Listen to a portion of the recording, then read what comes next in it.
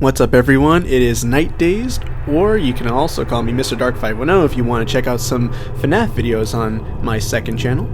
And today we are going to be, I say myself, and we have the creepy Elliot, and we've got KyzerAqueron here, and we're going to be talking about this new teaser trailer that Scott Cawthon himself has released. Well, you can't really call it a trailer. It's more of an image. Yeah, and to call it that is kind of false advertising. Corrected by my own friends. This is my relationship, people. Well, hey, it's our job to keep you straight. That means two things. That came out. Yeah, that came out really, really wrong. But I'm not all here right now. I'm sorry. I know. It's what we live for. It's okay. Yep. But yeah, we have the sister location, Five Nights at Freddy's. Unless no one can really see, we'll brighten up the image so we can see the good, clear image on, like, right below or inside the eyes where it says, Five Nights at Freddy's, the sister location. There was never just one. Now, honestly, when I looked at this, I kind of actually remembered that there was, like, something, in like the text between the four games that they were talking about another location, but honestly I thought that it was just like something Fredbear. But the way that this animatronic kind of looks, it reminds me of something like from the toy versions. It really gives off that vibe, and I'm hyped about this.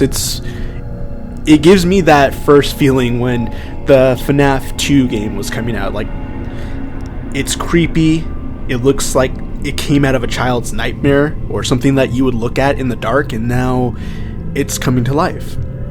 But honestly, poor Elliot is not having it. I know, he's not, especially since it gives me like a Balloon Boy vibe from this. Yeah, that was the thing. I know, Elliot. You know, I'm looking at the picture and I'm thinking of SpongeBob right now because like it was that episode when they were learning how to curse, and then like they were wondering if they'll get 40 lashes, and then Patrick's imagination comes up with 40 lashes. Oh my god! I remember that episode. That's actually a good representation for this whole thing. But it's Patrick with the lashes. Kidding. But what are your guys' first thoughts when you first saw this? Like, I mean, besides the 40 lashes, of course, and I'm not talking about eyelashes. Well, personally, I had two thoughts, and the first one, I am so sorry, Pat, you're gonna have to suffer through another one. Jesus Christ. As if game theory didn't have enough problems trying to piece together the story of this thing, now this game comes along and is going to throw an entirely new monkey wrench into the situation. That was thought number one. Thought number two? God damn it, Scott Cawthon, just stop! Seriously! You've made 5 games, 4 in the main series, and 1 that, well, we don't talk about, for good reason. But seriously, you would think after what happened with FNAF World and all of the controversy and BS that went on with that he would put a stopper on all this, especially with the movie coming out whenever it's due. But, well, we'll see.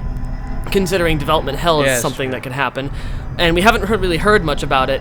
But, I don't know. Just FNAF, to me, has gotten kind of weird, you know? After FNAF World, it kind of went quiet. No one really talked about it, and yet now it's back again. I don't get how Scott can do it. You know, his series can go through so much shit, and yet somehow he keeps coming back with new iterations and new ways to bring us in. I don't get it. It's so bizarre to me how he makes this work. I will admit, part of me is a little intrigued. You know, this whole sister location thing is gonna add something to all the theories and speculation, which is what I liked about the series to begin with. You know, all of the stories and how it all kind of clicks together. So, yeah, as much as I gripe about it, like, ugh, another one, I will admit that I do want to at least know where this fits into the story and what theories can come from it. So, those are my thoughts. But seriously, Scott, there's a reason why some series just come to an end. Interesting. I I pretty much, I do agree with that. After the fourth game, you kind of just hope that it would be the end. I actually thought that we get a little bit more answers rather than the bite of 87 with the fourth game. But, I feel like with the sister location, we'll definitely get either more answers or just more questions. Whatever makes it, whatever allows him to continue to make games. Elliot, what's your opinion? Okay, so here's the way I see it. We all know that Scott Cawthon's most popular franchise is Five Nights at Freddy's. Mm-hmm. And we were led to believe that Five Nights at Freddy's 4 was supposed to be the last game. True. He said there wouldn't be a Five Nights at Freddy's 5, but he didn't say there wouldn't be a spin-off. That is also very true. That's true. So, in a way, he's not lying. We have a spin-off game, but it's still canon to the story. Which, if I'm correct, like, if memory serves me right, I believe that in one of the calls, I think in Five Nights at Freddy's 3, they bring mention of a sister location. Hello? There's been a slight change of company policy concerning use of the suit. Don't. After learning of an unfortunate incident at the sister location involving multiple and simultaneous spring lock failures, the company has deemed the suit temporarily unfit for employees. Safety is top priority at Freddy Fazbear's Pizza, which is why the classic suits are being retired to an appropriate location while being looked at by our technicians. Until replacements arrive, you will be expected to wear the temporary costumes provided to you. Keep in mind that they were found on very short notice, so questions about appropriateness/relevance should be deflected. I repeat, the classic suits are not to be touched, activated, or worn. That being said, we are free of liability. Do as you wish. As always, remember to smile. You are the face of Freddy Fazbear's Pizza. And this is possibly that sister location that they're talking about with this fucking creepy as shit 40 lash clown looking motherfucker. 40 lashes for you? You really do not like that I don't design, like clowns in general.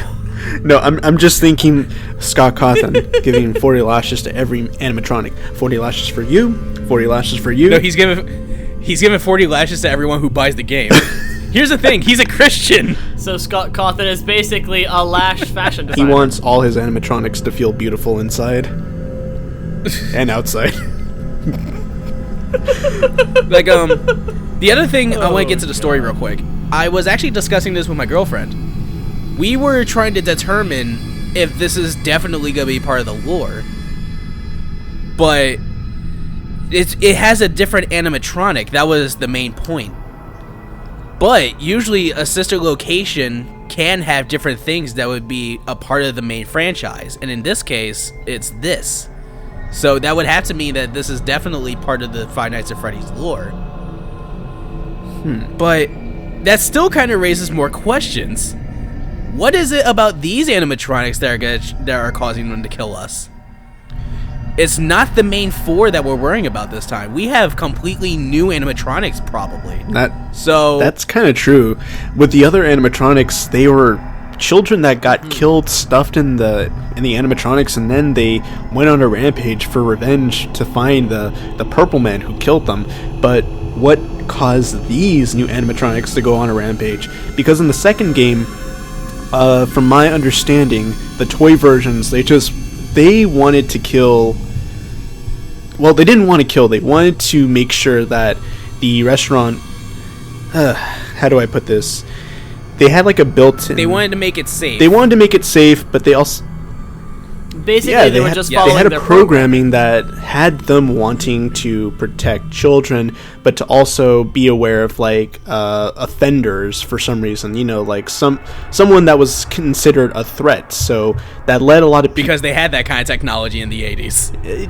Essentially, look, I'm not going to go based on like the theory and how the 1980s had.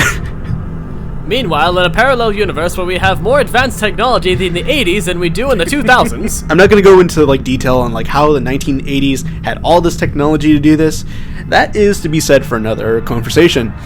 However, what is it that got these animatronics to kill other people? It couldn't possibly be that this new animatronic that we're seeing right now is in the same boat with like the toy versions. There has to be another reason why this one, or maybe the Purple Man actually went on another killing spree that was not like said in these articles.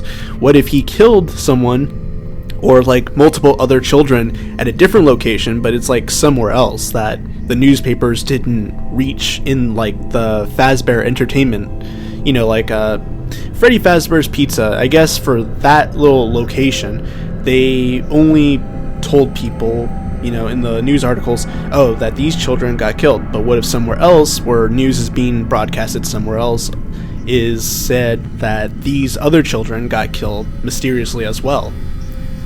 We can go based on that.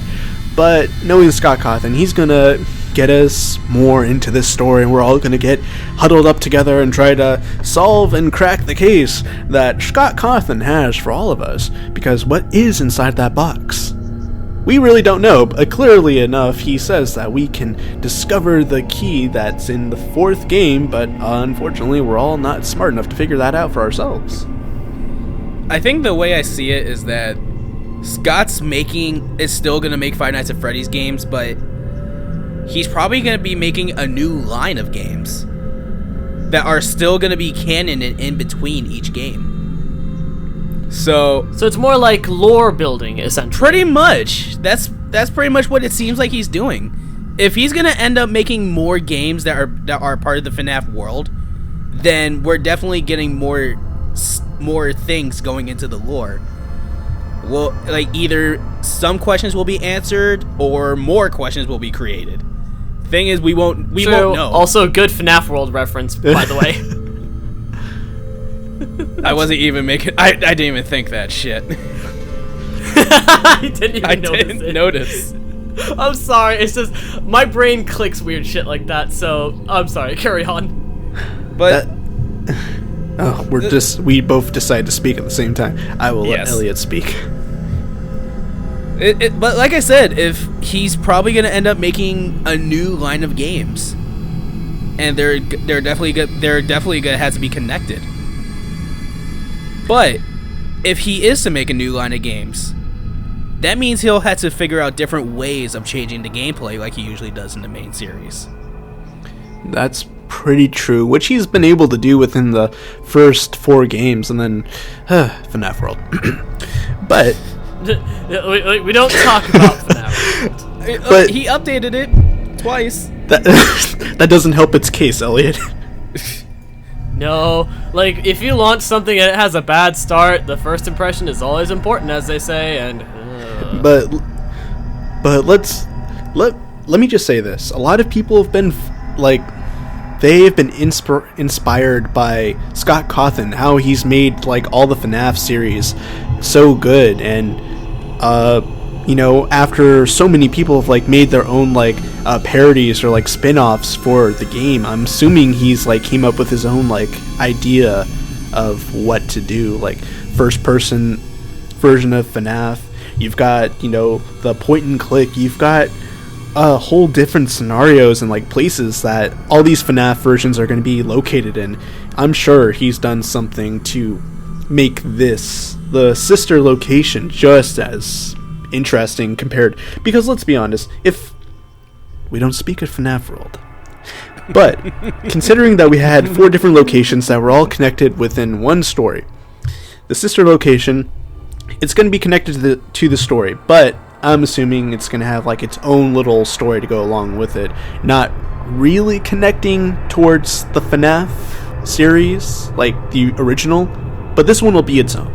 And I feel like Scott, he's going to make this game pretty interesting for everyone. I could buy that. Yeah, but only time will tell.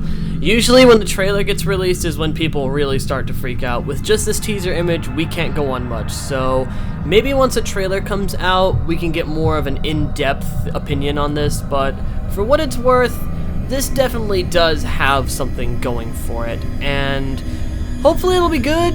You know, hopefully it will bring FNAF back from the sort of stagnant area that it's in. But like I said, only time will tell with this one. And hey, best of luck to Scott Cawthon. This I guess, Elliot. Elliot. Oh, you go. You go this time. You go first. This certainly does have something God going damn for it, it. Skype. This definitely does have something going for it, Kyzer. It freaks Elliot out because it looks like a clown. Like, I feel that Scott just needed some time off with Five Nights at Freddy's. You know, just like let him do his own thing, and when he feels like he's all refreshed from Five Nights at Freddy's, then maybe he can do some more. And look where we're at right now. Sister Location coming out soon. And we're all still puzzled on the story. Only getting maybe a handful, but now more questions will be asked. Yes. Yeah, like I said before, poor MatPat. His job with FNAF is just never... Poor Markiplier who has to play it too. Poor animators. No kidding. Yeah, no kidding. The animators are going to be busy. Oh my god. Pymations will have to make another one at this rate. Okay, well, I think that is a good general thoughts for both myself, Elliot, and Kyzer. So, if you guys liked what you heard, you can go ahead and click the like button below, leave your own comment theory of what you think, and if you do want to subscribe to Kyzer and Elliot, their channels will be in the description below, and probably right here in these annotations. And if you want to hear some of our FNAF videos, I'll be leaving a link to that as well. So, until then, until the next teaser, we'll be seeing you guys later. Bye. Bye. Jinx.